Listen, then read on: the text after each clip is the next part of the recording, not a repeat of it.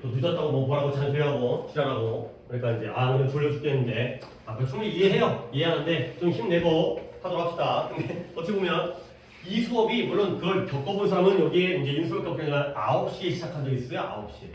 우리가 이제 뒤에 스케줄이 있기 때문에 그래서 수업을 9시에 시작한 적이 있어요. 물론 그때도 많이 늦긴 했죠. 네. 그래도 10시로 옮긴 다음부터는 한결 여유가 있긴 했어요. 자, 우리가 이제 또 진행해볼게요. 뭐 또 딴 얘기 좀 할까? 딴 얘기하다 또 맨날 진도하는 거면 니네 지금 2학년이잖아요. 그러면 또 이제 설 때 EBS가 나옵니다. 그렇죠? EBS는 수능 그때 나오면서 얘기했지만 수능 특강 영어, 수능 특강 영어 독해, 수능 특강 듣기 연습 이렇게 3번이 나옵니다. 그 다음에 6월달에 수능 완성이 나옵니다. 그게 이제 니네들이 내년에 공부해야 될 교재가 되는 거지. EBS는 당연히 봐야 돼요. 물론 직접 연계가 안 나오고 간접 연계니까 이렇게 말하는 사람 되게 많아요. 먼저 어서 이런 얘기 들을 거야. EBS 봐도 소용없다. 직접 연계가 아니기 때문에. 근데 그래도 봐야 돼요. 왜 그러냐면 내가 좀 약간 겁이 많아서 그런지 남들 다 보는데 나만 안 봐? 불안하잖아요. 그렇지? 정부에서 다 보는데 그다음에 3학년 1학기 다 그걸로 내신 대비 교재를 쓰잖아. 다 보는데 그러니까 거기에 나와 있는 그 소재라든가 구문이라든가 단어라든가 이런 것들을 안 보면 왠지 찝찝하고 불안할 것 같아서 그런 심리적인 면도 분명히 있잖아요. 물론 뭐 우리가 급하면 기출을 봐야겠지만 그게 아니라면 EBS를 보는 거죠. 벌써 이제 그러다가 그러면 이제 상황이 이렇게 끝나게 되면은 그다음에 이제 여름 방학 동안은 또 이제 기출 돌리죠. 그다음에 수능 완성 중에 중요한 거 돌리고 그다음에 이제 파이널 가고 벌써 끝나죠. 그러다 보면 이제 거의 3학년 되면 세월 진짜 빨리 간다. 이제 3학년 되면 이제 얼마 안 남았잖아. 3월 달에 개학하게 되면 3학년 되지. 한 학기 쭉 가지. 그럼 여름부터는 정말 시간 빨리 가요. 이제 원서 쓰고 그다음에 클리닉이 된다. 컨설팅 받으러 다니고 논술 준비하고 그러다 보면 그냥 진짜 확 가버리니까 이럴 때가 진짜 어떻게 보면 지금 내신하고 앉아있는 게 이제 속편한 거야 지금. 한 시간에 지금 2개 하고 앉아있고 3개 하고 앉아있고 이게 얼마나 지금 속편한 건지 나중에 이럴 만큼의 여유가 없기 때문에 나중에 더 급해지는데 자 14-3번 좀 딴 얘기 좀 했고 여기는 단어를 갖다가 내가 좀 미리 정리를 해드리고 갈게요. 그러니까 한 단어의 흐름을 갖다 알아야 되는데 니네가 알만한 단어인데 가볼게요. 아니 이 정도는 알잖아요. 조금 약간 이렇게 쓸 거거든. 길게 그러니까 아예 하단에다가 적는 게 좋을 것 같아요. 위쪽에다 적으면 이제 세로가 되니까 하단에다가 다시 한번 이 정도잖아요. 여기 있잖아요. 이 독해의 내용이 이것과 이거의 대칭 구조거든요. 퀄러티가 있어요. 퀄러티의 반대는 퀀터티죠. 당연히 퀄러티가 질이고요. 질, 양질, 품질. 그러면 퀀터티는 뭐예요? 질의 반대인 양이 되는 거예요. 그 다음에 이런 형용사형도 좀 잘 받으세요. 스펠링이 좀 까다롭긴 한 게 결국 또 이제 내신화 되는 거기 때문에 뭐부터 적을까? 퀄러터티브가 얘가 형용사형이에요. 뭐예요? 질적인이 되는 거죠. 질과 관련되어 있는 퀄러터티브. 그러면 얘의 형용사형은 퀀터터티브예요. 퀀티터티브가 되는 거죠. 얘가 양적인이 되어 있어요. 명사형의 퀄러티와 퀀터티에다가 형용사형인 퀄러터티브와 퀀티터티브가 되는 거죠. 그 다음에 이제 동사형도 하나 보여드릴게요. 동사형은 얘는 qualify. 그 다음에 얘는 quantify가 되겠어요. 다 스펠링은 거기서 거기에요. 헷갈리지만 않게 봐주시면 quality, qualify, quantity, quantify가 되는 거죠. 그러면 얘 뜻이 뭐냐? quantify는 여기서부터 말이 좀 어려워지는데 정량화하다가 되겠어요. 정량화하다. 아니 그러면 qualify는 정질화하다? 말이 이상하죠? 얘는 자격을 주다의 뜻이에요. 어떤 자격을 부여하다. qualify가 어떤 자격을 부여하다. 뭔가 여기에 그런 진출, 그러니까 4강전, 8강전, 올림픽에서 예선 거쳐가지고 본선에 진출할 자격을 부여하다. 그러니까 진짜 마지막으로 quantifiable이라는 또 다른 형용사가 이게 다 여기 등장을 해요. quantify에서 quantifiable 얘는 뭐다? 정량화할 수 있는 좀 빡세죠? 중간에 하기는 좀 빡세요. 미리 했습니다. 그 다음에 여기까지 이 단어는 등장을 안 하지만 qualifiable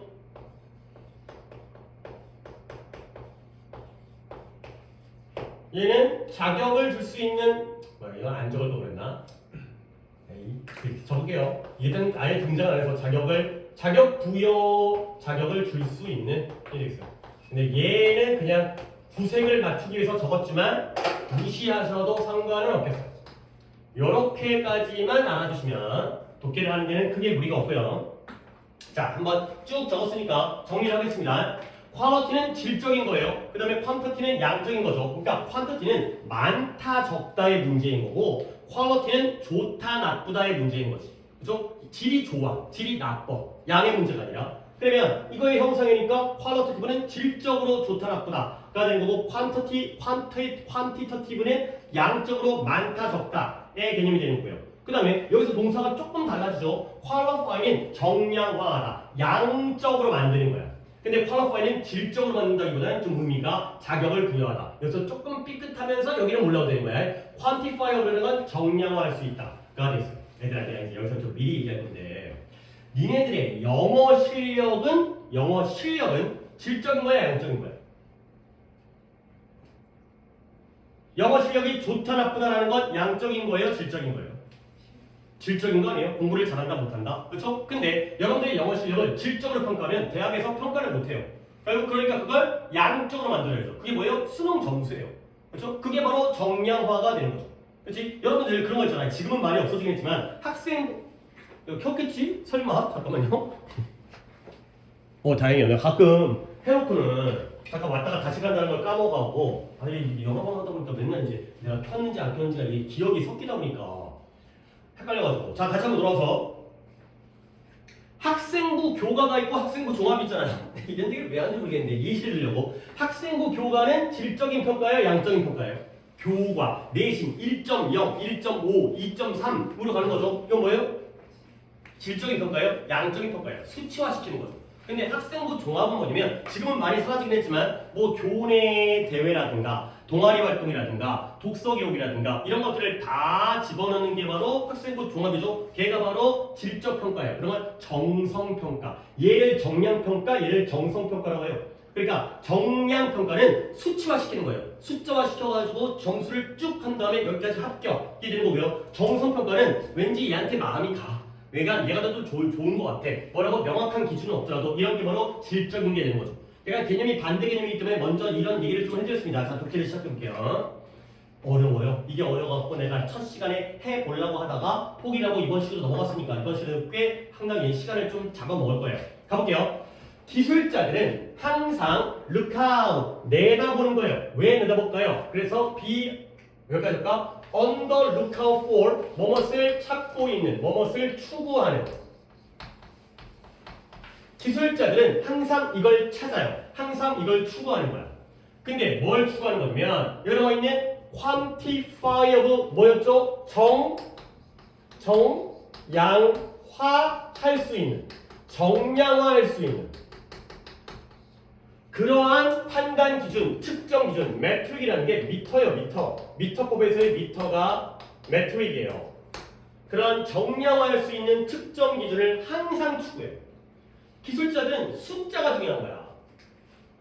그래서 measurable, 측정 가능한 입력인데요. 어떤 모형에 대한, 이 모형에다가 컴퓨터에다가 측정 가능한 입력 값을 집어넣는 그 입력이 그들의 뭐예요? 라이프 블러드예요. 살아갈 수 있는 피가 되는 거죠. 라이프 블러드면 야 중요한 거겠냐 안 중요한 거겠냐? 중요한 거예요. 살려면 피가 필요하잖아요. 생명줄이 되는 거죠. 생명줄. 피가 없으면 죽으니까요. 결국 측정 가능한 인풋 이런 단어 정도는 알아야죠. 입력, 입력값 수치화 시켜가지고 입력값을 숫자를 딱 집어넣는 거야. 얘네가 정시를 가게 되면 각각의 표준 점수를 딱딱딱 입력한 다음에 합격. 이게 끝나는 거죠. 뭘 고민해? 숫자만 집어넣으면 끝나는 거지. 자, 그리고 그러다 보니까 이러한 측정 가능한 입력값이 그들의 생명줄이고요. 그리고 다른 사회과학자들처럼 묶어버리시면 중요한 말이고 기술자들은 이런 과학기술을 갖다가 연구하는 기술자들이 뭐가 필요하다? 콘크리트가 구체적인 뜻이죠. 구체적인 측정을 식별하고 확인하는 걸 필요로 한다는 거예요. 근데 그 구체적인 측정 값이 바로 뭐다? 프락시가 되겠어요. 여러분들 프락시라는 게 프락시라고 해석이 되는데 그 뜻은 알아야죠. 얘가 대용물이에요. 대용물. 아니 대용물이 뭐야? 우리가 아까 이르렀던 여러분들의 영어 실력은 질적인 요소거든요. 그러니까 얘가 영어를 잘하는구나 못하는구나 이거잖아요. 근데 그걸로는 대학을 갈 수가 없기 때문에 그거를 대신할 수 있는 게 바로 프락스예요. 그게 바로 영어에서의 등급이 되는 거죠. 결국 기술자들의 구체적인 측정, 즉 이 or가 또는이 아니라 즉 대용물이라는 프락스가 필요한 거예요. 근데 뭐 하기 위해서? 이러한 발전을 평가하기 위해서. 어세스라는 단어가 평가하죠. 그러니까 학원을 다녔는데 학원 다니면서 뭔가 실력이 느는 느낌이 드는 거야. 그러면 그거 뭐예요? 질적인 거죠. 근데 모의고사 봤더니 점수가 떨어졌네. 에이 그만둬야겠다가 되는 거죠. 오케이? 뭔가 수업은 재미없고 수업은 늘 재미없지만 뭔가 마음에 안 들어. 그렇지? 근데 성적이 올랐어. 그게 바로 질적인 것과 양적인 거잖아요. 결국 기술자들이 즉 구체적인 측정 값을 확인할 필요가 있는데 그게 바로 대용물이고요. 그게 바로 내가 얼마나 발전하고 있는지 이런 것들을 평가하기 위한 거라는 거죠. 자, 그래서 이러한 필요성인데요. 뭐에 대한 필요성이에요? quantifiable, 정량화할 수 있는 대용물, 수치화할 수 있는 딱 양적으로 수치화할 수 있는 정량화할 수 있는 그러한 대용물에 대한 이러한 필요성이 뭘 만드냐면 produces 이러한 편향, 편견이 뭐예요? 치우치는 거죠. 이쪽에 치우치는 편향을 만들어요. 근데 뭘 편향하느냐? toward measuring things 이런 것들을 측정하는 것에 치우치게 되는 거예요. 근데 어떤 것들을 측정하느냐? 당연히 quantify, 정량화하기가 이것도 정량화다. 뭐 옆에다 적어주겠지만 독해 속에서는 좀 봐야 되니까 정량화, quantify, 정량화하기에 쉬운 것들을 측정하는 것을 향한 그러한 편향을 만들어낸다는 거죠. 그러니까 봐봐. 대학교에서 학생을 평가할 때 뭐 여러 가지가 있잖아요. 학생의 성적과 인성. 솔직히 착한 애들도 가르쳐야지. 그러니까 올바른 애, 사이코패스 같은 애 가르쳐가지고 범죄자면 안 될 거 아니야. 그런데 성적과 인성 중에서 뭐가 더 측정 가능해요? 정량화할 수 있어요. 성적이죠. 인성은 정량할 수가 없잖아요. 그래서 점수를 매길 수가 없잖아요. 그러니까 물론 뭐 대학은 공부 잘하는 애가 다 좋아하기도 하겠지만 또는 뭐 성실성이라든가 아니면 근면함이라든가 이런 것들은 측정하기 어렵잖아요. 그러니까 당연히 성적으로 평가를 한다는 거야. 다시 한번 그러니까 결국 이러한 필요성은 필요성인데 정량화할 수 있는 대용물에 대한 필요성이 어느 쪽으로 치우치게 되는 거예요? 측정하고 정량화하기 쉬운 것들을 측정하는 쪽으로 편향을 시키는 거예요. 그러니까 대학은 계속 수능 점수, 내신 점수만 보는 거죠. 얘가 얼만큼 훌륭한 학생이냐, 얘가 얼만큼 올바른 학생이냐는 어려우니까요. 오케이? 인생이 그렇죠, 인생이. 우리가 뭔가 결혼 상대방을 갖다가 뭐 이렇게 그거잖아 배우자를 선택할 때도 솔직히 배우자를 선택할 때 제일 중요한 건 뭐야? 물론 뭐 나도 살아봐서 이제 그러니까 사람이 이 사람이 나랑 맞느냐인 거야, 맞느냐, 그렇지? 나랑 어떤 그 스타일이라든가 어떤 뭐 그 가치관이라든가 뭐 취미라든가 근데 그거 갖다가 평가하기가 어렵잖아요. 그거 살아봐야 되거든. 근데 살아본다면 또 이혼할 거야? 그게 아니기 때문에 우리는 맨날 이걸 추구하잖아요. 뭐 이제 연봉이 얼마인지, 학교를 어디 나왔는지, 뭐 아파트가 어디가 있는지, 막 이런 것들을 평가하면 이게 어려우니까 결국 그쪽으로만 자꾸 치우치게 되는 거야. 뭐 약간 내가 독해를 갖다 그쪽으로 유도하고 있긴 하지만 어떤 느낌이 나오지, 느낌이 약간 이쪽에 치우치고 있고 어떤 느낌을 받는지 모르겠지만 그러나 이제 나오네 이렇게 이제 느낌이 나오네. 그러나 이러한 단순한 판단 기준이, 단순한 측정 기준이 우리를 take us further, 더 멀리 보내는 거예요. 근데 어디로부터 더 멀리 보내냐면 take us away from, 어디로부터? 중요한 목표로부터 우리를 더 멀어지게 한다는 거예요. 이러한 단순한 측정 기준, 양적인 측정 기준이 우리를 중요한 목표로부터 더 멀어지게 만드는 거죠. 내가 막 다 지금 힌트를 주고 있어요. 이제 이런 것들이 이것으로부터 멀어지게 하는 거야. 근데 이 중요한 목표가 뭐냐? 우리가 진정 신경 쓰고 있는, 우리가 진정으로 관심 갖고 있는 그러한 목표로부터 우리를 멀어지게 한다는 거야. 그리고 그것은 뭘 요구하냐면 complicated, 복잡한 측정 기준을 요구해요. 단순한 측정 기준이 아니라 복잡한 측정 기준. 또는 be extremely difficult, 극도로 어려워요. 또는 아마도 불가능하기도 해요. 근데 뭐 하기에는 이러한 어떤 특정으로서 reduce하게는 당연히 reduce는 여러분들이 감소하다, 감소시키다로 알고 있지만 얘가 국한하다, 국한하다. 좀 말이 또는데 국한하다는 표현이 이런 표현이에요. confine. 야, 국한이라는 건 넓히는 거야, 좁히는 거야?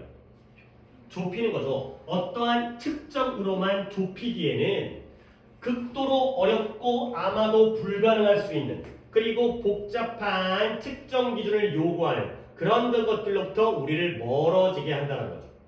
자, 이제 이 문장이 좀 어렵기 때문에 내가 다시 한번 볼게요. 자, 그러니까 이게 구조 파악을 먼저 해두신 상태에서 봐봐. 이거 완전 대조관계거든. 단순한 특정 기준은 질적인 거야, 양적인 거야? 양적인 거야. 그렇죠? 수치와 등급 이거죠. 그렇죠? 연봉 얼마 이거죠. 그러면 그건 우리를 점점 더 멀리 멀어지게 해요. 뭐로부터? 중요한 목표로부터. 오케이? 중요한 목표는 뭘까? 대충 알 것 같긴 한데 이 중요한 목표가 우리가 정말 더 관심 갖고 신경 쓰는 거예요. 오케이? 근데 그 중요한 목표는 뭘 요구한다? 그보다는 더 복잡한 특정 기준을 요구해요. 오케이? 그리고 극도로 어렵거나 불가능할 수가 있어요. 근데 뭐 하기에는 어떤 기준, 측정만으로 범위를 좁히기에는 극도로 어렵고 불가능할 수가 있다는 거죠. 오케이? 다시 한번. 우리는 결혼 상대방을 찾을 때 어떻게 찾아야 돼? 좋은 사람을 찾아야 돼. 그렇죠? 좋은 사람. 그러면 결국 이러한 간단한 단순한 측정 기준, 이 사람이 연봉이 얼마인지 간단하잖아. 그렇죠? 한 달에 얼마야? 한 달에 얼마야? 1년에 얼마 보세요? 이거죠. 간단한 판단 기준은 좋은 사람을 찾는다라는 목표로부터 우리를 점점 멀어지게 하죠. 오케이? 결국 우리에게 더 중요한 건 연봉이 높은 사람이야, 좋은 사람이야. 좋은 사람이죠, 그렇죠? 돈 아무리 많은데 개새끼면 어떻게 할 거야? 알겠어요? 근데 이거는 뭐예요? 복잡한 특정 기준을 요구해요. 이 사람이 좋은 사람인지는 정말 여러 가지. 부지런하냐, 착하냐, 뭐 바람 피지 않냐 이런 것들인데요. 근데 그런 것들은 하나의 특정 기준으로 범위를 좁히기에는 어렵죠. 오케이? 이거예요. 얼굴이 잘생겼어요? 좋은 사람이라고 알 수가 없는 거 아니야. 그래서 뭐랄까 성격이 좀 순한 거 아니야. MBTI가 뭐예요? 이런 걸로는 판단할 수가 없는 거 아니야. 이런 것들로부터 우리를 점점 더 멀어지게 만드는 거죠. 오케이? 거기다가 좀 알듯하지. 문장이 어려워. 우리가 불완전하고 잘못된 대용물을 가지고 있을 때, 아니 대용물이 좋을 때도 문제인데 대용물 자체가 잘못돼 있어. 그러니까 수능만을 봤는데 등급을 봤는데 문제가 이번에 너무 어려가지고 1등급이 아무도 없어요. 90점이. 그러면 1등급이 없다라는 건 뭔가 그 대용물이 잘못돼 있다는 거잖아. 문제 출제를 잘못했다는 거잖아. 그러면 우리는 불완전하고 잘못된 대용물을 가지게 되면 우리는 easily fall under 빠져들게 돼요. 어디 아래로 떨어지고 빠져들면 illusion. 여러분들 illusion이라는 단어는 뭔 뜻으로 알고 있어요? 착각. 그쵸? 착각이 좀 더 좋아요. 환상보다는 착각이 좀 더 좋아요. 허상이 좀 더 좋아요. 그러니까 그 환상이라는 걸 내가 판타지라고 착각하면 안 된다 그랬어요? 판타지는 환상적이야 이거고요. 이때 일루전은 가짜야, 가짜. 가짜를 보는 거야. 허상을 보는 거야. 그래서 일루전은 옆에다가 단어를 잠깐 또 딜루전 좋아요. 딜루전 똑같은 단어예요. 원래 어원 자체가 똑같아요. 일루디, 딜루드 똑같은 단어고요. 그 다음에 이건 조금 어려운 단어긴 한데 이거 게임에 나오는데 hallucination 이런 거 가끔 이 모의고사에 나오더라고요. 물론 이런 hallucination 같은 경우에는 아래 설명을 주기는데 모의고사에서는 내신에서는 그냥 나올 수 있기 때문에 얘가 바로 착각이에요. 착각, 가짜, 헛된 것, 판타지와 다른 게 있냐? 그래서 어떤 착각과 어떤 허상에 빠졌냐면 우리가 좋은 목표를 위해서 문제를 해결하고 있다라는 허상. 근데 뭐하지 않은 채 without 실제로는 진정한 발전을 하지는 않은 채. 근데 뭘 향해서 가치 있는 해결책을 향한 진정한 발전을 갖다가 하고 있지 않은 채 좋은 목표를 위해서 문제 해결을 하고 있다는 그런 착각 속에 빠져들게 되는 거죠. 이 문장도 쉽지 않네요. 봐봐요. 우리가 대용물이 있긴 있어요. 뭔가 수치화할 수 있는 대용물, 등급이라든가 점수라든가. 근데 그 대용물이 점수가 불완전하고 안 좋다면 우리는 잘못된 착각 속에 빠지죠.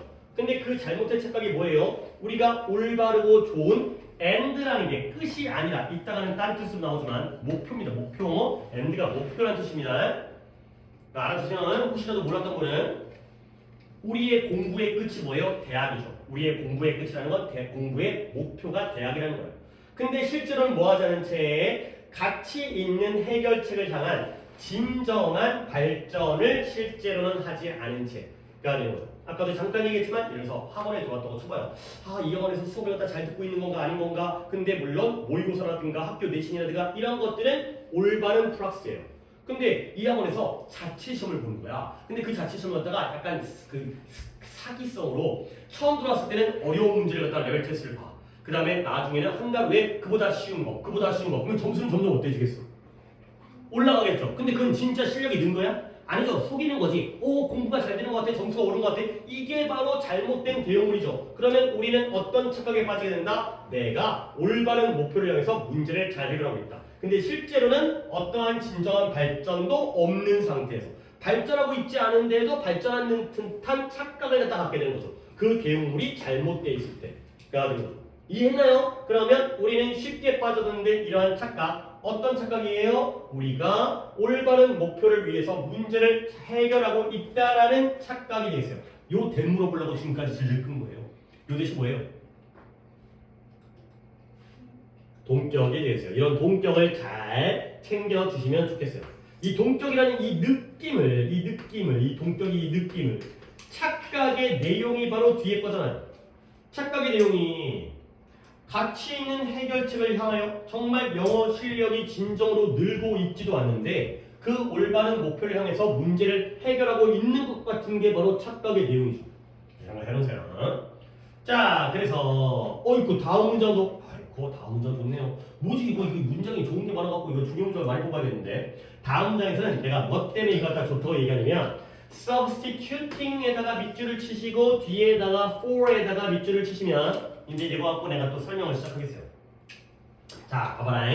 많이 했던 건데 진짜 내가 많이 했어요. 물론 이제 나한테 이걸 처음 듣는 사람도 이 자리에 있긴 하지만 substitute과 replace라는 단어를 내가 맨날 해드리죠. 둘 다 뜻이 뭐 하는 거예요? 대체하다예요. 근데 이 대체하다가 가장 많이 쓰이는 패턴은 substitute, replace, A with B가 제일 많이 써요. A with B. 그리고 우리는 이걸로 공부를 해놔야 돼요. substitute, replace, A with B. 왜? 이 with라는 전치사의 느낌을 우리가 활용을 해야 되거든. 그러면 뜻이 뭐예요? A를 대체하는 거예요. with B, B를 가지고 A를 대체하는 거예요. 그럼 우리 이해 한번 해봅시다. 대체라는 건 대상이 두 개가 필요하죠. 그러면 A를 대체하는데 B를 가지고서 대체하는 거면 뭐가 원래 거, 뭐가 낮은 거. 뭐가 원래 걸까요? A가 원래 거고요. B가 낮은 거예요. 그렇죠? 하얀 것을 노란색으로 대체하는 거죠. 이 with의 느낌을 갖다가 아셔야 되는 거예요. 이렇게 되는 거죠. 원래는 A였는데 너 나가. 그리고 B를 집어넣는 게 바로 substitute, replace A with B. 근데 이제 이걸 기반으로 해야 됩니다. 그리고 나서 이게 뒤집어져요. 어떻게 뒤집어져요? B4A. 이렇게 뒤집어져요. 근데 4는 여기서의 4가 별로 느낌이 안 사는 거야. A를 위해서 B를 대체한다? 그 느낌이 안 살기 때문에 with를 먼저 기본으로 두고 이걸 뒤집어야 되는 거야. 그래야지 머릿속에 헷갈리지 않게 남아요. 이렇게 되겠죠. A with B를 기억한 다음에 B4A는 그 반대다. 이걸 아셔야 됩니다. 그런 상태에서 이제 문장을 들어가도록 하겠어요. 그리고도 또 중요한 부분이 있어요. 자, 그러면 결국 이런 대용물, 그러니까 어떤 질적인 것을 정량화할 수 있는 측정 가능한 대용물로 바꿨잖아요. 대학 가기 위해서 등급으로 바꿨잖아요. 이제 결혼 상대를 갖다가 결정하기 위해서 연봉으로 바꿨잖아요. 얼마 버세요? 이거죠. 그 대용물의 문제점은 뭐냐? 초래한다는 거야. 이 문제점이 뭘 초래하느냐? result in 초래하다. 뭘 초래하냐면 이 기술자들로 하여금 뭐 하도록 초래한다? 종종 빈번하게 대체하도록 초래하는 거죠. 근데 뭘로 대체하냐면 what is measurable, what is meaningful이 되겠어요. 그럼 방금 오른쪽에 썼던 것처럼 substituting what 어쩌고 for what 어쩌고니까 앞에 거랑 뒤에 거 중에 뭐가 A였죠? 뒤에 거가 A예요. 그 다음에 앞에 게 B예요. 결국 이 기술자들이 뭘로 대체하는 거예요? 의미 있는 것을 측정 가능한 것으로 대체하는 걸 초래하는 거지. 그렇죠? 의미 있는 게 뭐예요? 중요한 거예요. 그렇죠? 좋은 배우자, 실력 이거죠. 근데 측정 가능한 거 뭐예요? 연봉, 점수로 대체하는 거죠. 왜? 그게 더 판단하기, 평가하기 쉬우니까. 오케이? A를 B로 대체하도록 초래한다는 거야. 네? 잠깐만. 이거죠. 이거. 쉬는 시간 후에 오랫동안 펴놨더니 진짜 절전을 하려고. 네? 아, 그죠, 여기죠. 그래서 기술자들로에게 의미 있는 것을 측정 가능한 것으로 대체하도록 초래하는 그런 상황이 되겠어요. 오케이, 내가 이제 요약은 한 번 더 해줄 거니까. 자, 그 다음에 내가 또 이거 보여드리고 싶은 게 이거예요. result in이 무엇을 초래하나요? 자, 이거 조금 집중합시다. 봐봐. 이러한 대용물의 문제가 뭘 초래하냐면, 야, 기술자를 초래하냐, 대체하는 것을 초래하냐. 그쵸? 기술자는 어떻게 초래해? 프락스가 기술자를 만들어? 사람인데? 그게 아니죠. 이러한 프락스가 대체를 초래하죠. 결국 이 result in의 목적어는 substituting이라는 얘가 목적어예요. 동명사 목적어를 쓴 거죠. 동명사 목적어. 목적어이면서 동명사죠. 근데 누가 자꾸 A를 B로 대체하고 있는 거야? 테크놀로지스트가. 결국 얘가 뭐다? substituting의 동명사의 의미상의 주어가 적었다. 이런 구조가 여러분들이 쉽지 않은 구조니까 이런 거 자꾸 보셔야 돼. 한 번 더 이쁘게 해석을 볼게요. 프락시 대용물의 문제는 이러한 정량적인 측정 가능한 편리한 이런 프락시의 문제는 뭐다? 기술자들이 빈번하게 의미 있는 것을 측정 가능한 것으로 대체하는 것을 초래해버린다. 까지가 되겠어요. 자, 역시 문장은 계속 멋진 문장이 나옵니다. As the saying goes, 옛날 속담이 말하듯이 Not everything that counts can be counted. 멋진 말이에요. 이런 말은 진짜 내가 영어를 쓰는 사람은 아니지만 한국말로도 이런 말을 멋지게 count하는 모든 것이 counted 될 수가 있는 게 아니고요. 쭉 더 갑니다. 그 다음에 not everything 모든 counted 될 수 있는 모든 것이 count한 건 아니라는 거예요. 뭔 소리야? 얘들아, count라는 단어를 또 약간 쉽지만 count가 숫자를 세다 했어요. count 1, 2, 3 이게 count잖아요. count down. 근데 이 count가 중요하다의 의미도 있다라는 건 아주 쉬운 부분이에요. count가 matter, M-A-T-T야, matter와 마찬가지로 중요하다의 뜻이 있다는 것도 굉장히 쉬운 거예요, 이게. 그러면 내가 해석을 해볼게. 여기서 출발한 거야. 이 기본에서 출발한 거야. 봐봐요. 모든 건데 어떤 모든 것? that count. count한 모든 것이 can be counted 될 수 있는 건 아니다. 가 되는 거. 이때의 count와 이때의 count가 서로 다른 뜻이에요. 오케이? 그러면 이때의 count가 뭔 뜻일까요? 얘가 중요하다의 뜻이에요. 중요한 모든 것이 can be counted 뭐 되어질 수 있는 건 아니에요? 세어질 수 있는 건 아니라. 중요하다고 해서 다 그게 모든 게 세어질 수 있다는 거 아니에요. 그러면 이때 세어진다의 의미는 뭐냐면 measured의 뜻이에요. 뭐 되어진다? 측정되어질 수 있는 건 아니다. 오케이? 그러면 거꾸로 뒤집었죠. Not everything that can be counted 세어질 수 있는 모든 것이 뭐가 아니다? 중요한 것은 아니다. 가 되는 거죠. 오케이? 그래서 역시 여기가 measured가 됐고요. 여기가 중요하다가 되겠어요. 이런 말이에요. 중요한 모든 것이 측정되어질 수 있는 것도 아니고 측정되어질 수 있는 모든 것이 다 중요한 것도 아니라는 거죠. 오케이? 좋은 배우자라는 게 중요한 거잖아. 근데 그게 양적으로 측정할 수는 없어요. 이 사람이 좋은 사람인지 아닌지. 그리고 연봉이라는 건 측정할 수 있잖아요. 근데 그게 꼭 중요한 건 아닐 수도 있다는 거죠. 알겠어요? 오케이? 자, 그러니까 이제 중요 문장을 일단 보여드린 다음에 내가 대조관계로 마무리를 하겠어요. 얘는 좀 요 정도의 시간이 필요한 거기 때문에 중요 문장을 갖다가 내가 두 개로 잡았는데 두 개 잡기도 쉽지 않았어요. but부터 시작하는 but simple 요 문장부터가 됐고요. 끝나는 게 이제 measure까지가 됐고요. 그 다음에 또 하나가 the problem 여기부터 그 다음에 여기까지가 되겠어요. 내가 A, B를 써먹은 게 한 번이니까 얘들아 이제 중요 문제 체크했어요? 이제 여기다 이제 체크한 거 볼게요. 너네 질적인 것과 우리 그냥 상식적으로 질적인 것과 양적인 것 중에 뭐가 더 좋은 올바른 개념 플러스가 될까요? 그래요. 질적인 걸 플러스로 하고 양적인 걸 마이너스로 할게요. 질적인 걸 A라고 하고요. 얘를 플러스로 합니다. 그 다음에 양적인 걸 B라고 할게요. 솔직히 우리는 질적인 걸 추구해야 되는데 약간 편리함이라니까 현실적인 문제 때문에 양적인 걸 평가하는 거잖아. 대학에서 훌륭한 학생들을 뽑아야 되는데 그게 어려우니까 성적 좋은 학생을 뽑는 거 아니야. 착한 사람을 다뤄야 되는데 그게 어려우니까 우리 돈 많이 버는 사람을 뽑는 거예요. 자, 가볼게요. 기술자들은 항상 뭘 추구한다? A야 B야? Quantifiable metric B를 추구해요. 오케이? 결국 그 B가 측정 가능한 측정값이 입력값이 그들의 생명줄이에요. 이걸로 먹고 사는 거야 기술자들은.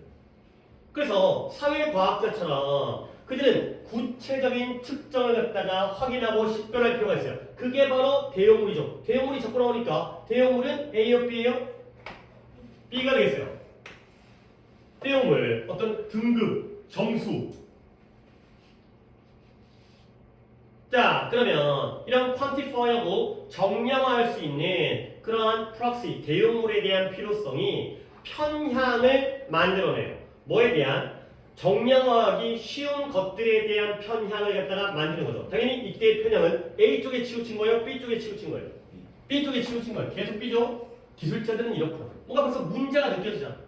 나만? 그러나 그러한 단순한 측정 기준은 우리를 중요한 목표로부터 멀어지게 한다는 거야. 단순한 측정 기준은 A예요, B예요? B예요.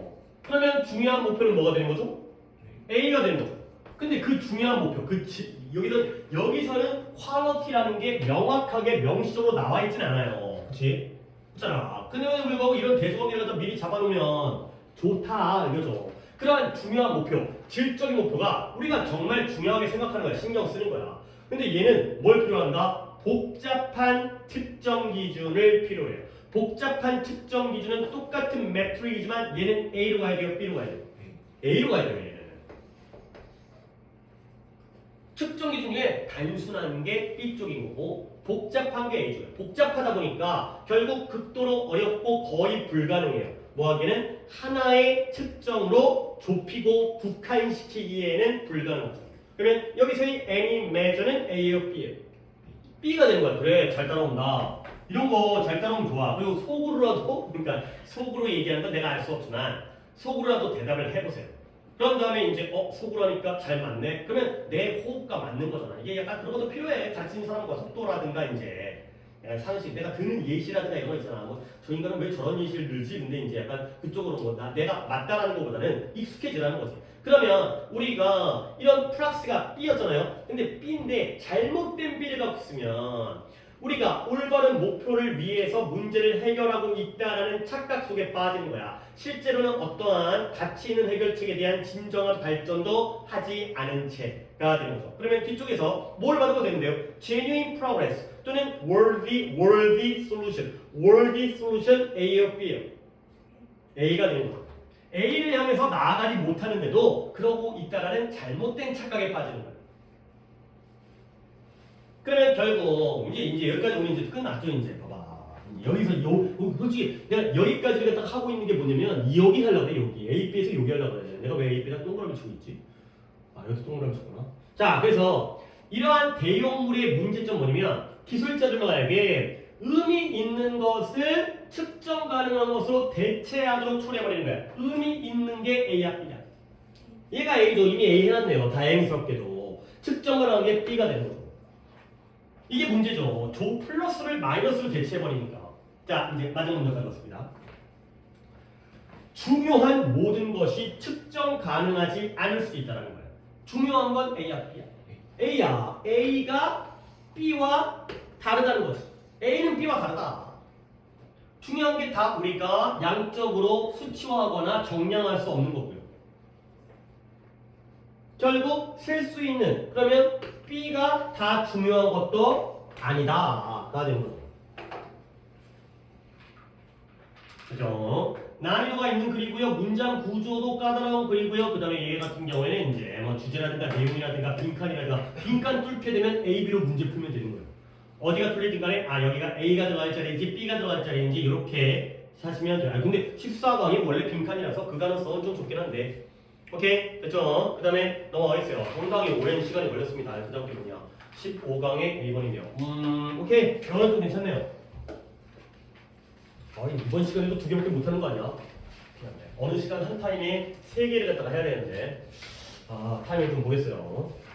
이게 하루에 8개가 정량인가 아닌데 옛날에 10개씩 했던 것 같은데 어쨌든 이게 quality, quantity라는 단어 정도는 좀 챙겨서 뭔가 이제 qualify, quantify 그 다음에 quantitative, qualitative 뭐 스펠링도 복잡하고 이런 것들은 좀 근데 좀 여러분들 뭐 이게 뭐 서술형도 아니고 모의고사에 나올 때는 그냥 앞대가리 뭐도 충분히 구별할 수 있죠. 뭐 퀀티 쪽으로 가면은 양적이고 퀄 쪽으로 가면은 이제 질적인 거니까 대략적으로 알아도 크게 상관없어요. 자 다음 거는 쉬워요. 양념에 대한 거예요. 양념, 뭐 고추장, 간장, 뭐 된장 이런 양념이죠. 또 뭐 이제 그런 이제 청양고추 이런 것들, 후추, 소금 이런 것들 우리는 유일한 종이에요. 유일한 종이에요. 종. 자, 스피시즈. 여기서 우리는 유일한 종이래요. 이때 스피시즈는 단수일까요? 복수일까요? 선생님, 스피시즈는 단복수가 둘 다 쓰이는다면서요? 우리니까 우리 인간인 것 같은데 우리 인간을 하나의 종으로 봤나요? 여러 개의 종으로 봤나요? 그건 생물학적인데요. 근거가 있죠. 영어적으로. 단수로 봤어요. 그렇죠? 단수로 봤습니다. 어떻게 알았어요? 대시 주관대인데 시즌즈가 동사가 S가 붙었죠. 내가 이제 이 얘기를 하는 이유가 뒤에 나오는데요. 우리 인간은 음식에다가 시즌이라는 게 계절의 의미가 아니라 그럼 여러분들 뭐 시즈닝 이렇게 쓰고요. 시즌드 샐러드 이런 거 시즌드 샐러드 샐러드에다가 뭘 친 거예요? 그 드레싱이라고 얘기한 거잖아요. 그 이제 소스예요. 이런 거예요. 양념하다. 양념하다 이 뜻이에요. 이게 양념을 해갖고 숙성을 시키잖아요. 그러니까 김치 담궈가지고 이제 이게 익히잖아. 오랫동안 시간 동안. 그러니까 이 어원이 약간 그런 거예요, 그런 거예요. 이제 시간을 주다. 그러니까 오랫동안 진행하다, 오랫동안 두다. 그래서 우리는 음식에다가 양념을 하는 유일한 종이라는 거야. 아니 누가 뭐 사자가 뭐 이제 토끼 잡아본 다음에 거기다 소금 간 하는 사람 없잖아요. 간 하는 거야, 간. 그러다 보니까 의도적으로 altering 변경을 시키죠.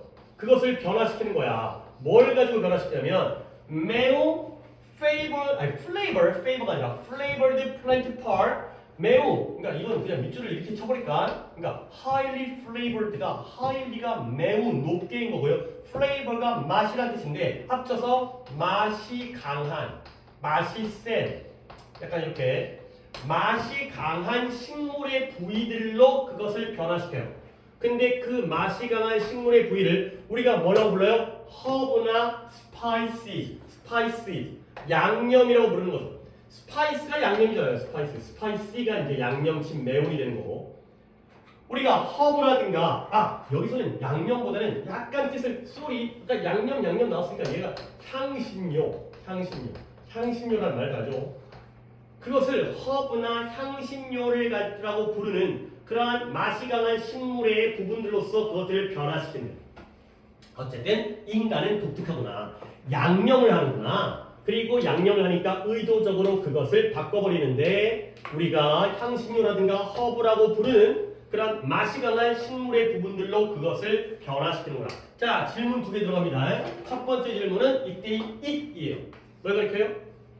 food가 되겠어요. 그렇죠? 20점. 그 다음에 내가 이번 독해에서 지난 시간에 이 얘기를 했었는데 이런 거 얘기하다 보니까 시간이 끌렸죠. 요때의 altering을 여기다가 어떻게 쓸까? 뭐 deliberate 때문에 너네들은 이게 연다가 있을 거 아니야. 여기에다가 and를 집어넣으면 저때 altering을 어떻게 바꿔야 될까요? 병렬을 보라는 거죠. 컴마 찍고 ing가 나왔을 때는 분사문일 수도 있고 병렬일 수도 있고 그 다음에 관계대명사 주관대 동사일 수도 있는데 이때는 어떻게 하는 거니까 우리 인간이 유일한 종인데 음식에다가 양념을 쳐가지고 의도적으로 그 음식을 변화시키는 유일한 종인 거예요. 오케이? 네, 여기까지 했으면 누구의 병렬인 거예요? 오? 그쵸. 내가 한 번 더 할 수는 없죠. 우리 인간은 유일한 종인데 음식에다가 양념을 쳐서 그리고 그 음식을 의도적으로 변화시키는 종이다. 결국 시즌즈와의 병렬이기 때문에 요 엔드가 시즌즈 그 다음에 얘가 altered가 된다는 거죠. 이런 거 좀 봐달라고.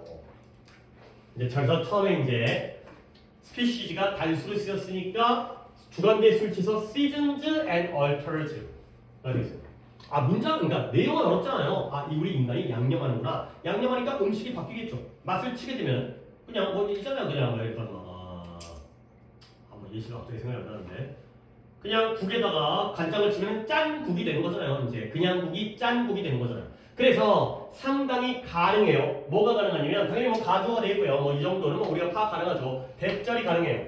우리의 향신료에 대한 우리의 입맛이 뭘 가지고 있다? 진화적 뿌리를 가지고 있다는 게 상당히 가능하다.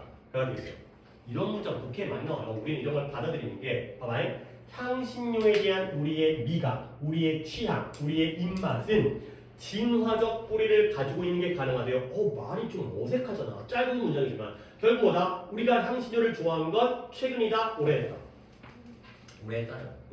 그죠? 진화적 뿌리 그렇게 진화되어졌으니까 우리가 인간이 진화되어지는 과정 속에서 이미 그랬다는 거야. 갑자기 현대의 문화에 의해서 만들어진 게 아니라 현대 문화가 만드는 게 아니라 원래부터 그래 왔다는 거야. 그래서 많은 향신료들은 스파이스 향신료들의 antibacterial property 항균성 박테리아를 반대하는 이겨내는 항균성 특징을 가지고 있다는 거야. 양념은 향신료는 항균성이야. 균을 죽여. 항균성. 그래서 실제로 흔한 양념들이죠. 시즈닝. 흔한 양념들. 그냥 예시는 묶어버릴게요. 마늘이라든가 그 다음에 뭐 양파라든가 어니언, 가울릭 어니언, 오레가노와 같은 오레가노가 나도 뭐 잘 모르는데 그러니까 바카 같은 민트 같은 양념을 갖다가 오레가노라고 하더래요. 찾아봤어요? 뭔지 몰라가지고. 그래서 마늘, 양파, 오레가노라고 할게요. 오레가노와 같은 그러한 양념들을 뭘 막아주냐면 인히빗이 프라이빗 것처럼 금지하다, 막다. 뭘 금지해주냐면 성장을 금지하는 거예요. 성장을 막아주는 거예요.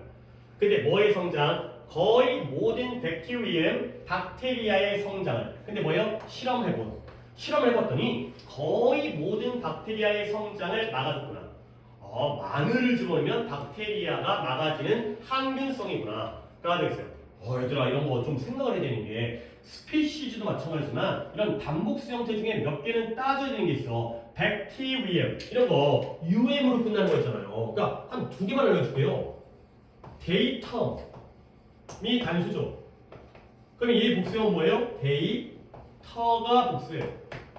이런 거래요. 이런 거예요. UM으로 끝나면 A로 바뀐다니까. 그러면 그냥 다음으로 넘어갈게요. 백티리아 얘는 복수형이 뭐겠어요? 백티리아가 되겠죠. 박테리아. 이거. UM이 A 되는 거예요. 뭐 미디어, 커리큘럼 이런 것들은 내가 다 적힌 거니까 UM이 A가 되는 단복수 변화형이에요. 그러니까 내가 이거 여러분들 왜 얘기하냐면 선생님 백티리아 그냥 뭐 별거 아니고 에브리 뒤에는 무슨 명사 써야 돼? 단수로 써야 돼. 그래서 백티리아의 의미가 있는 거야. 여기다 박테리아 쓰면 안 된다고. 에브리게는 단수라고. 그러니까 요럴 때가 의미가 있는 거지. 다를 때가 아니라. 요즘에 뭐 데이텀 쓰진 않잖아요. 맨날 데이터 쓰잖아. 이걸 막 단수 취급하고 이러는데 문법적인 쓸모가 있을 때는 의식을 하셔야 돼요. 그래서 일반 흔한 양념이잖아요. 마늘, 양파, 오레가노 뭔지 모르겠지만 이게 거의 모든 실험되어진 거의 모든 박테리아들의 성장을 금지하고 막아준 거야. 좋네. 그래서 문화는 문화인데 어떤 문화냐? That make the heaviest use of spices 향신료를 가장 무겁게 쓰는, 가장 많이 쓰는 문화예요. 향신료를 제일 많이 쓰는 문화. 이제 또 우리를 위해 친절하게 예시가 겁나게 길게 나오는데 다 쓸데없는 문장이고요. Think of, 얘 생각해봐라. 뭘 생각해보냐면 이 짝대기부터 짝대기까지 또 괄호를 묶어야 돼. 그냥 훅 가는 거예요. 이거는 중요한 문장이 아니기 때문에 훅 가는데 니네 독해하다가 짝대기 나오면 그냥 묶어버린 다음에 넘어가도 돼. 귀찮으면 넘어가도 된다. 그래서 이제 여기 내신이니까 봐봐요. 태국 음식에서의 마늘과 후추. 태국 음식은 마늘과 후추가 많이 들어. 그 다음에 인도 음식에서의 생강과 코리앤더가 고수예요. 고수.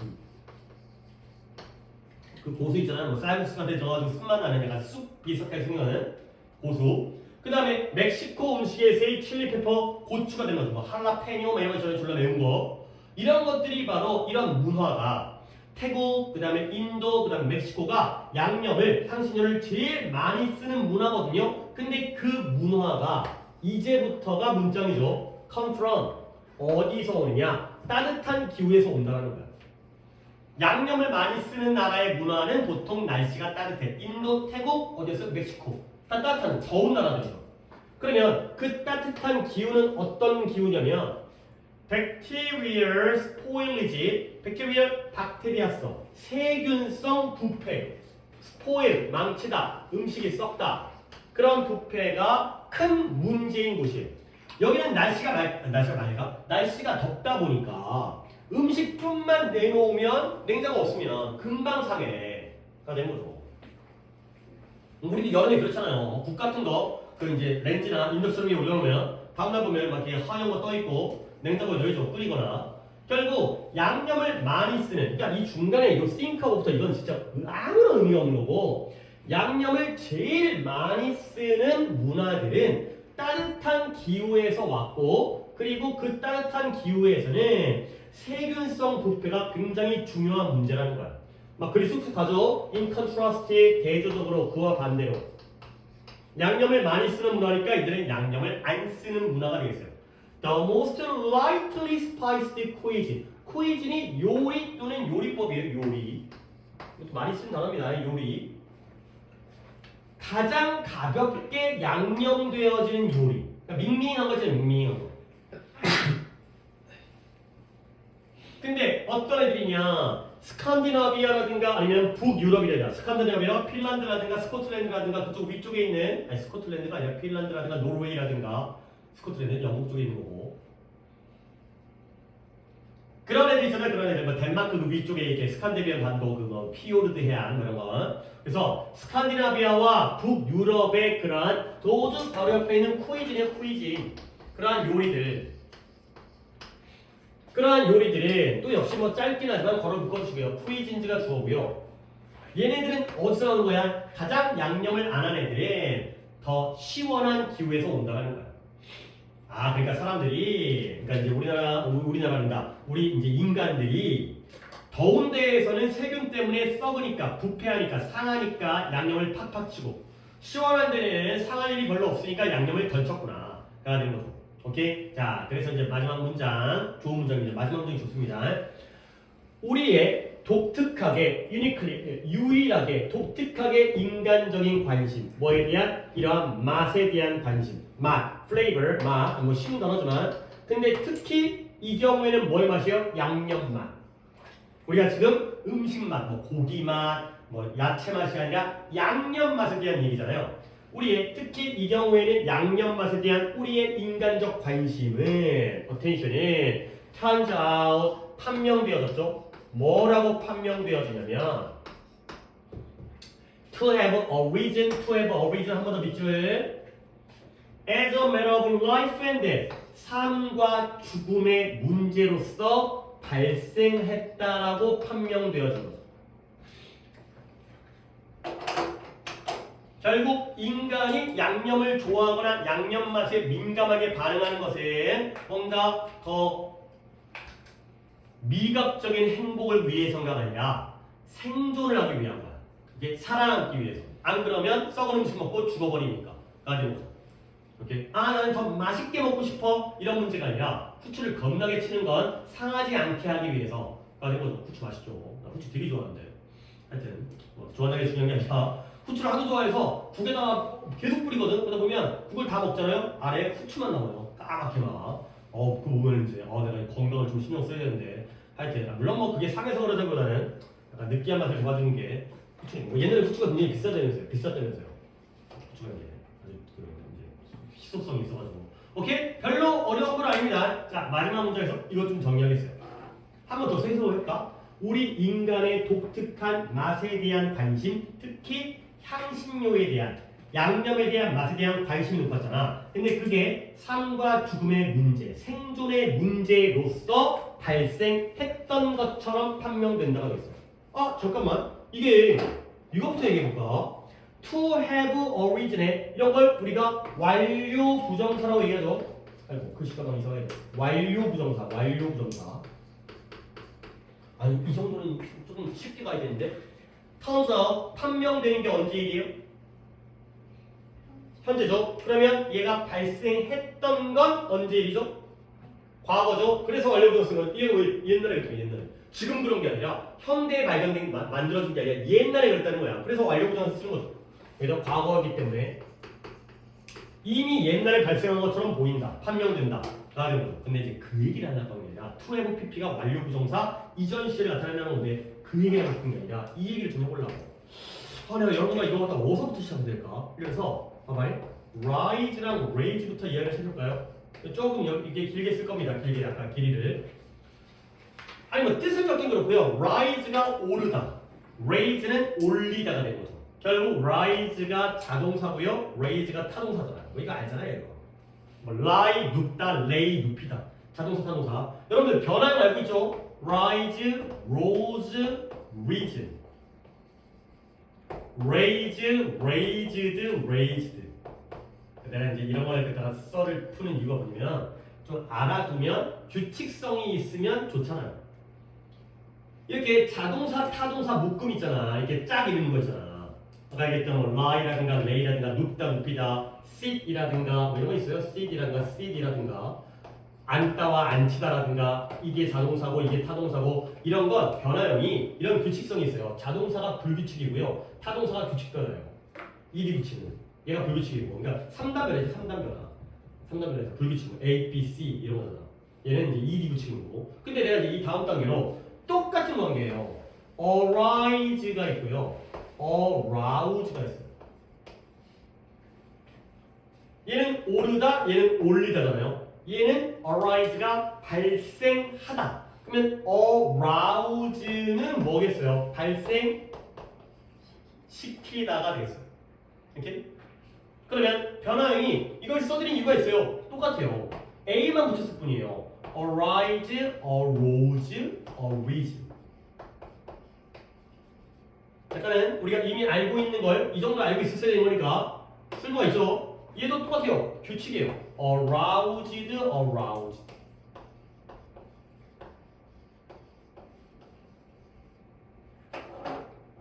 자, 이런 거. 타동사, 자동사, 타동사. 오르다, 올리다. 발생하다, 발생시키다. 눕다, 눕히다. 앉다, 앉히다. 넘어지다, 넘어뜨리다. fall, fell. 뭐 이런 것도 있는데 그건 안 중요하니까 그냥 일단 무시하고. 내가 이제 여기서 뭘 알려주고 싶냐면 얘가 이제 여기서 이런 관계를 알아야 돼. 뭐냐면 rise가 오르잖아요. 그러면 이것 좀 볼게요. be raised. 뭐죠? 올린 걸 당했죠. 그렇죠? 올린 걸 당했으면 내가 올린 걸 당했으면 나는 뭐 거죠? 올라갔죠. 오케이? 결국 rise랑 be raised가 똑같다라는 걸 니네가 알면 좋겠다는 거죠. 야, 눕다와 눕히다. 눕히는 걸 당했어요. 그럼 나 뭐 한 거죠? 누운 거죠. 그죠? 엄마가 내가 애기인데 엄마가 나를 갖다가 눕혔어요. 그럼 뭐예요? 나는 눕힌 걸 당했죠. 난 뭐 했을까요? 누웠죠. 이거죠. 아니 결과적으로 똑같잖아. 내가 의지적으로 누웠든 남의 타의에 의해서 누웠든. 그러면 여기서도 뭐가 똑같은 거죠? 발생시키는 걸 당하면 뭐가 되죠? 발생한 게 되는 거죠. 그러니까 얘가 뭐가 똑같죠? be aroused와 똑같아지는 거예요. 그러니까 이런 것들을 이럴 때 한번 배워두시면 좋겠어요. 발생하다, 발생시키다. 발생시킨 걸 당한 게 바로 발생한 거죠. 결국 얘를 좀 더 길게 to have been aroused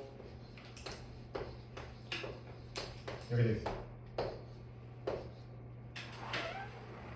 솔직히 이번 시험에 이게 나올 가능성은 한 1%? 1% 겁나 작은 거지. 거의 안 나온다고 봐야지. 근데 이런 개념들 갖다가 니네가 평소에 알아두셔야 돼. 이게 이런 게 다 독해에 도움이 된다고. Originally been aroused거든. PP 자리이기 때문에. 그러니까 이런 거는 뭐 어차피 여기다가 적용시키는 게 아니라 이게 기본이 이게 더 중요합니다. 이게 이 필기 내용이 중요하니까 자동차 타동사 구분하시고 타동사의 PPP가 자동사와 같은 의미가 된다. 이거 많이 나와요. Be seated, sit. Be laid, lie. 눕히다, 눕히는 걸 당하다, 눕다. 이런 식으로 해석되는 관계는 잘 보시면 되겠어요. 오케이? 그럼 굉장히 쉬웠죠? 양념한 건 인간밖에 없다. 근데 그 이유가 맛을 추구하는 게 아니라 미각적인 게 아니라 생존적인 문제다. 가 되겠어요. 중요문장은 안 뽑았네. 중요문장은 어딜 보고 있냐? 이게 몇 강이냐? 15강에 중요문장은 뭐 있나? 중요문장 있긴 있네요. 아, 첫 번째 문장에서 아까 그 분석을 해서 이제 이거 병렬 때문에 한번 신경 써 주시고요. 그 다음에 마지막 문장에서 지금 방금 설명한 뭐 이런 것 때문에 마지막 문장 봐주시면 되겠어요. 뭐 해석이 어렵지 않으니까. 아, 이번 타임도 2개로 끊고 가도록 하겠어요. 아, 이제 남은 2시간 동안에 한 타임에 3개짜리를 진행해야 되는데 어디 할까? 힘드네요.